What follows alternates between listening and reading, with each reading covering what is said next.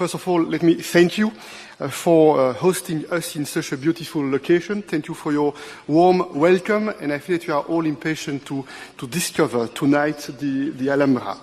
Ladies and gentlemen, dear friends, this is already the third meeting of our European political community since we launched it 1 year ago in Prague.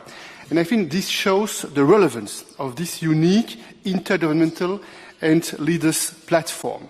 Unique initiative for boosting cooperation, for increasing what I'm calling our collective intelligence and addressing today's challenges.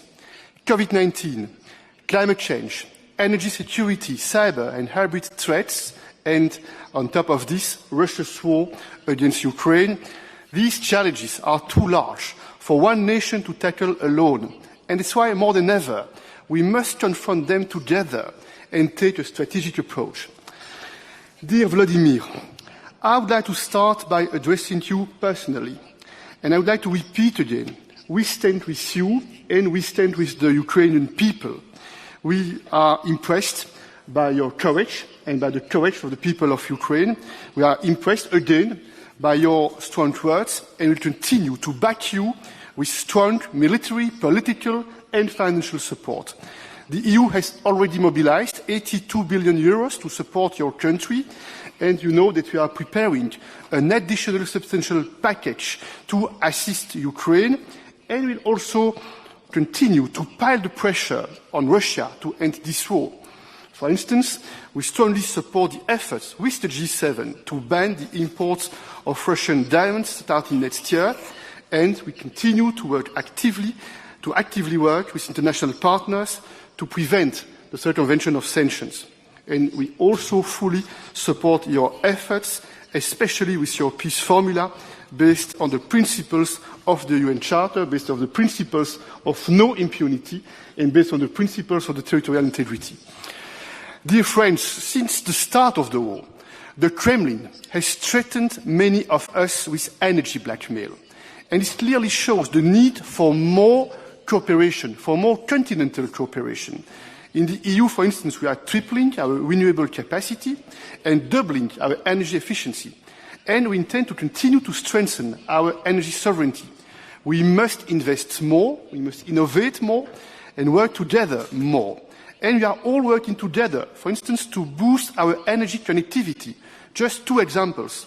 The North Sea energy cooperation will harness the power of offshore wind, and the Trans-Balkan electricity corridor will help to integrate renewable energy sources. Migration. Migration is a difficult global challenge. It's a challenge we must all face together, and it means building more cooperation between us in the EU, in Europe, and more cooperation with third countries. And I welcome the proposal of British Prime Minister Sunak to work more closely together on this important topic. And just yesterday, the EU member states took an important step forward on the migration pact, but will also continue to engage with countries of origin and transit to build comprehensive partnerships and address the root causes of migration. Because one thing is clear, we must break the business model of smugglers. They cannot be the ones deciding who comes to the EU. We need to dismantle their criminal networks, and this will require a more intergovernmental approach in the field of policing and justice.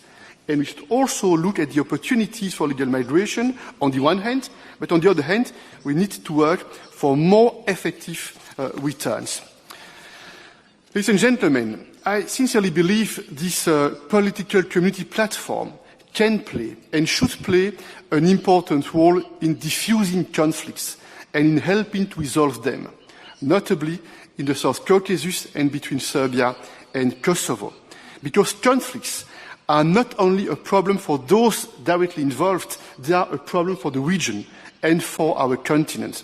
And we should use this unique platform to build more confidence among us, more confidence, more peace, more stability, more predictability. The world is watching our European continent, and some hope we will fail, but many others hope we will succeed. Our citizens want us to lead and to be a force for change in improving their daily life, and it is our responsibility as leaders to show that we can work together to ensure peace, security, and to improve well-being, and to bring the four corners of our continent closer together. And I think that this political community is a vision for the future. It's a vision for a Europe that's united, that's peaceful, stable, and prosperous. Thank you. Thank you, Charles. And now I give the floor to the President of the Commission, Ursula.